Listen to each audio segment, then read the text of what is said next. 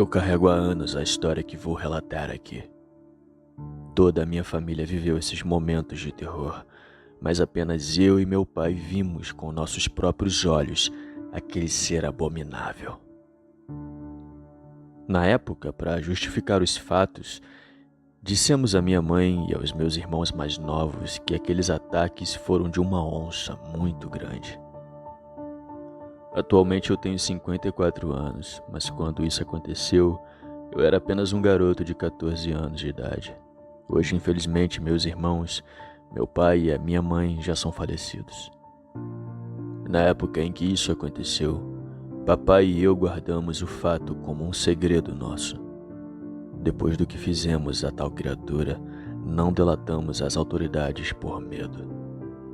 Por esse fato, eu não revelarei meu nome, nem a cidade onde isso aconteceu. Revelarei apenas o estado. Tudo aconteceu numa zona rural, em uma pequena fazenda chamada Fazenda Flamboyant, no estado de Minas Gerais. O mês era abril do ano de 1983. Morávamos em uma casinha humilde e pequena, feita de taipa com um telhado de telha colonial de barro. Apenas o puxado da varanda era feito de sapé. Dentro de casa, o chão era de terra, não tinha nem piso. No quintal havia muitos pés de bananeira, onde mais ao fundo ficava o galinheiro e o mangueirão dos porcos. Era um espaço grande com uma mata fechada que contornava o fundo da fazenda. Um pouco acima da nossa casa ficava a sede, a casa dos patrões que apareciam por lá de tempos em tempos, pois moravam na cidade. No mais, a sede era mantida fechada. A manutenção e a limpeza mamãe fazia semanalmente. A fazenda onde a gente morava era pequena, rodeada por outras fazendas maiores. A agricultura era o forte daquele local, com plantações de soja, café, milho e mandioca. Hoje essa fazenda não existe mais. A indústria canavieira tomou conta de tudo. A sua localização ficava na parte mais baixa do terreno. Tínhamos que descer alguns quilômetros até chegar. Na entrada dela havia muitos pés de flamboyant, que estavam em época de florada e devido a eles, originou-se o nome da fazenda. Ao longo da estrada da porteira até a entrada do curral, muitos flamboyant davam sombra aos animais, como nossas vacas leiteiras. Tínhamos apenas um cavalo, e o curral ficava a cerca de 200 metros acima da sede. Esse acontecimento foi um fato isolado que durou algumas semanas, e nesse curto período, vários ataques aos animais passaram a acontecer, sempre durante a madrugada. Na primeira noite que aconteceu, percebemos um comportamento diferente dos cachorros. Eles latiram por horas seguidas, e estranhamos muito, pois as nossas noites sempre foram tranquilas e silenciosas. Ao amanhecer, logo cedinho, papai e eu fomos fazer a ordenha e vimos que os bezerros estavam soltos. Papai logo estranhou a irritabilidade de duas vacas. Ele também notou que elas estavam com alguns arranhões profundos pelo corpo e estavam sem os seus bezerros. Intrigado, ele me deixou na ordenha, selou o cavalo e foi atrás de procurar os bezerrinhos que poderiam estar perdidos ou até em perigo no pasto. Afinal, dentro da mata que rodeava a fazenda, havia muitas onças e lobos-guará. Na parte alta, onde ficava a cerca da divisa, debaixo de um pé de flamboyant, ele se deparou com uma cena amedrontadora. Apenas a carcaça dos dois animais. Eles estavam totalmente dilacerados. O animal que os atacou comeu apenas a parte da barriga, devorando seus órgãos internos, deixando somente as patas e a cabeça. Triste e horrorizado, ele voltou ordenando que, ao final do dia, não só os bezerros, mas todos os animais passariam a dormir agora dentro do curral, e não mais no piquete acima dele, para evitar outros ataques, pois o animal que os atacou derrubou parte da cerca e os pegou dentro do piquete. Todo final de tarde, papai tocava o seu berrante chamando as reses, enquanto eu as conduzia para dentro do curral montado em nosso cavalo. Tínhamos 3 cães. Um era o Bob, um mestiço de bulldog com um foxhound americano, muito valente, corajoso e destemido. E tínhamos outros 2 vira-latas. Papai só conseguiu entender as atitudes de Bob depois que o perdeu. Certa vez, Bob quase arrancou as orelhas de um cachaço.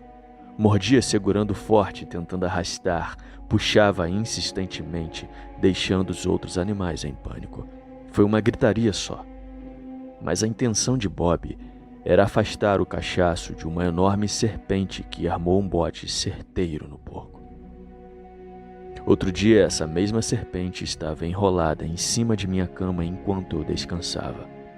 Bob a arrancou de lá numa única mordida, a arrastando para fora de casa. Ele salvou a minha vida naquele dia. Dias depois do confinamento do gado, Bob passou a latir insistentemente durante a madrugada. Ouvíamos seus latidos bem distante da cabeceira da fazenda. Ele corria o tempo todo de um lado para o outro, defendendo nosso território. Estávamos desconfiados de que fosse uma onça, mas ao mesmo tempo não estávamos convencidos, pois não se ouviam os esturros do animal. O entre aspas, animal, caçador, agia em total silêncio. Várias galinhas foram mortas e desapareceram, sobrando apenas as suas penas no local. Porcos eram devorados e encontrávamos apenas parte do seu corpo próximo à entrada da grande mata. Decidimos então passar algumas noites dentro do curral para tentar ver o que estava rondando e dizimando os nossos animais dia após dia. Logo na segunda noite, papai e eu avistamos um animal, bem ao longe. Percebemos o seu vulto negro. Apenas seus olhos brilhavam no escuro. Sorrateiramente, aquela criatura ia se aproximando, se esgueirando do curral, enquanto os cachorros latiam. Bob e os outros cães partiram disparados ao encontro daquele bicho ao longe, e ouvíamos o ataque dos cães contra a criatura. Imediatamente pegamos nossas lanternas e espingardas e nos dirigimos para fora do curral para meter fogo naquilo. Quando saímos do curral, avistamos Bob retornando pela estradinha lateral do mesmo, seguido dos vira-latas. Ele estava muito machucado e gravemente ferido pela luta. Ao amanhecer, meu pai deu a ordem de cuidar da ordenha das vacas e partiu para a cidade levando Bob com ele na pequena caminhonete, a fim de buscar ajuda para o tratamento do nosso estimado cão. Perto da hora do almoço, ele retornou para casa com boas notícias. Bob havia sido medicado e estava com alguns curativos e pontos pelo corpo, mas logo ficaria bem. Papai trouxe também uma outra espingarda. Esta era uma calibre 20 e me instruiu como usá-la. Os dias daquela criatura que aterrorizava as nossas noites estavam contados. Às 4 da manhã, quando nos levantamos para ordenhar as vacas, Bob nos acompanhou até o curral e o deixamos fechado junto com os bezerros. Apesar de ele ainda estar ferido, o seu instinto defensor estava nos alertando de que algo estava ali. Ele estava rosnando em direção à nossa casa, o que nos preocupou, pois os outros 2 cães também latiam dentro do espaço onde ficavam as bananeiras. Ou seja, aquele animal estava em nosso quintal e certamente esperou que saíssemos de casa para se aproximar. Abandonamos a ordenha e os ferrolhos da porteira do curral.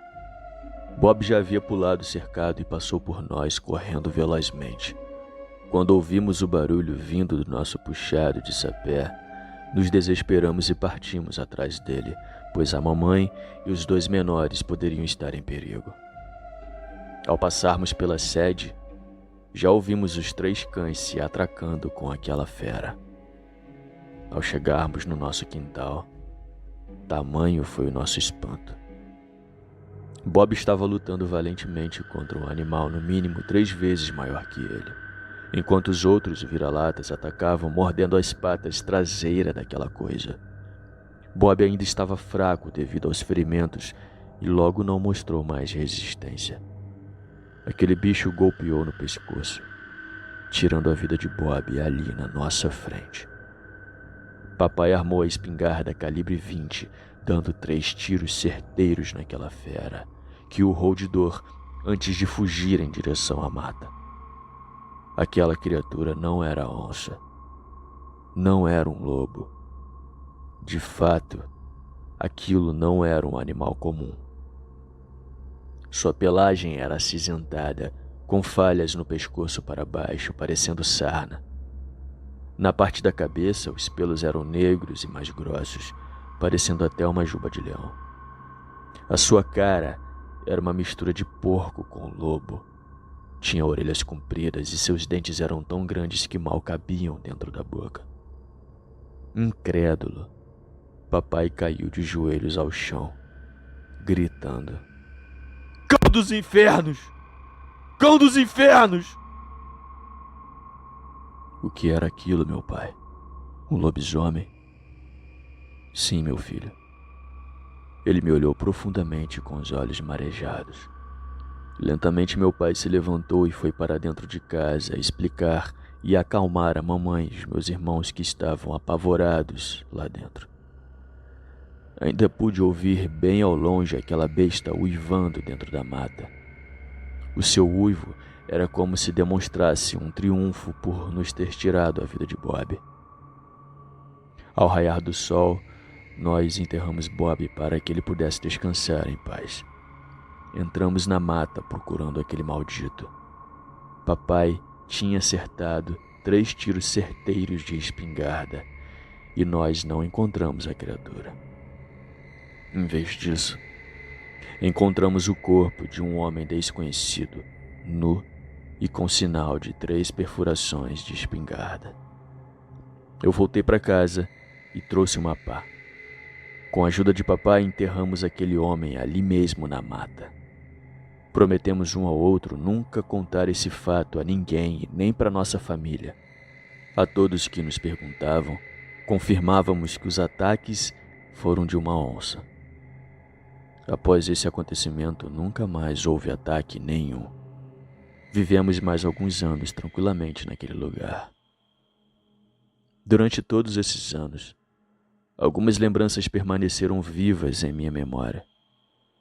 E hoje, 40 anos após esse acontecimento, eu compartilho a minha história com vocês.